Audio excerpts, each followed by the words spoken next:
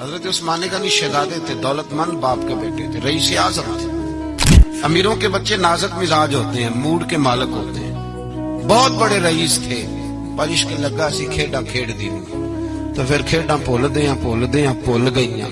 گجل پایا سی یار دے ویکھنے، پھر او دی یاد وچ روندیاں ہی ڈول گئیاں۔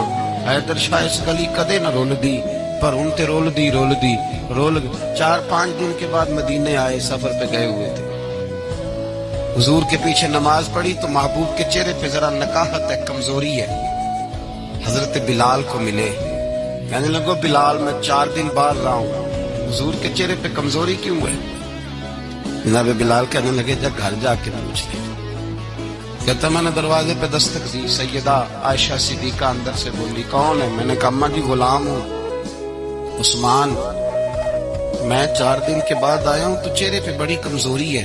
فرماتے جناب عائشہ ہچکی لے کے روئی، کیا ہوا؟ تو کہنے لگی عثمان 4 دن ہو گئے کونین کے مالک نے روٹی کوئی نہیں کھائی، ایک پیالہ دودھ کا ایک کھجور۔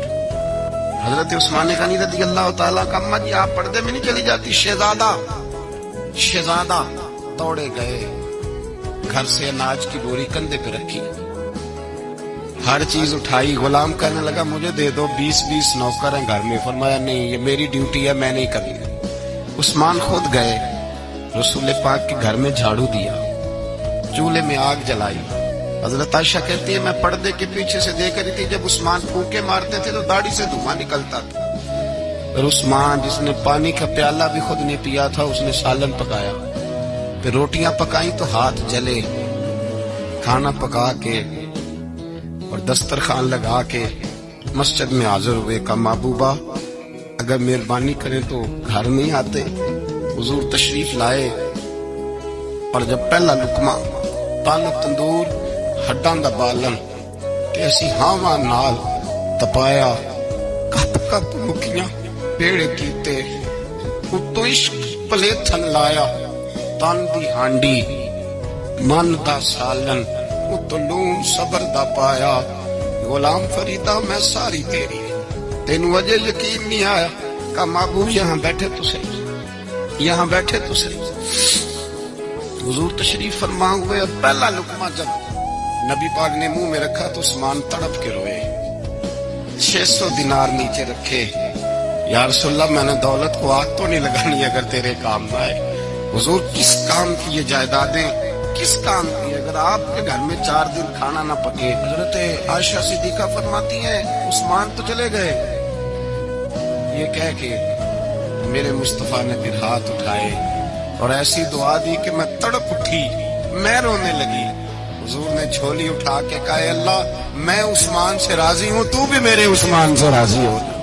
حضرت عثمان غنی رضی اللہ تعالیٰ عنہ ساتھ تھے جب نبی پاک صلی اللہ علیہ وسلم 1400 صحابہ کو لے کے عمرے کی نیت سے نکلے۔ حدیبیہ کی مقام پر کافروں نے روک لیا، کہا عمرہ نہیں کرنے دیں گے۔ حضرت سیدنا عثمان غنی کو نبی پاک نے سفیر بنا کے بھیجا۔ جناب عثمان غنی کئی سالوں کے مکے سے بچھڑے تھے، سامنے کعبہ نظر آیا، احرام بندھا ہوا ہے۔ جب سفیر بن کے گئے تو ابو سفیان کہنے لگے عثمان ہم تیرے رسول کو تو ابھی عمرے کی اجازت نہیں دیتے، باقی لوگ تو نہیں آتے، وہ سامنے کعبہ ہے، وہ حجر اسود ہے، وہ سارا کچھ ہے، طواف کرنا ہے تو کر لو، استلام کرنا ہے تو کر لو، اگر تم نے کعبے کے اندر نماز پڑھنی ہے تو پڑھ لو، صفا مروہ کے پھیرے لگاؤ، تمہیں اجازت ہے۔ نبی عثمان غنی فرمانے لگے قسم ہے رسول کی زلفوں کی، جب تک میرے مصطفیٰ طواف نہیں کریں گے عثمان بھی کوئی نہیں کرے گا۔ عثمان بھی وہ کون سا طواف ہے جس میں طواف اور مدینے والا نہ ہو؟ وہ کون سا عمرہ ہے جس میں عمرہ ہو اور رسول پاک نہ ہو؟ وہ کون سا حج ہے جس میں حج ہو اور امام الانبیاء نہ ہو؟ بریلی کے امام بول پڑے، فرمانے لگے حاجیوں آؤ شہنشاہ کا روضہ دیکھو، کعبہ تو دیکھ چکے اب کعبے کا بھی کعبہ دیکھو، اور فرمانے لگے غور سے سن تو رضا، کعبے سے بھی آتی ہے صدا، میری آنکھوں سے میرے پیارے کا روضہ دیکھو۔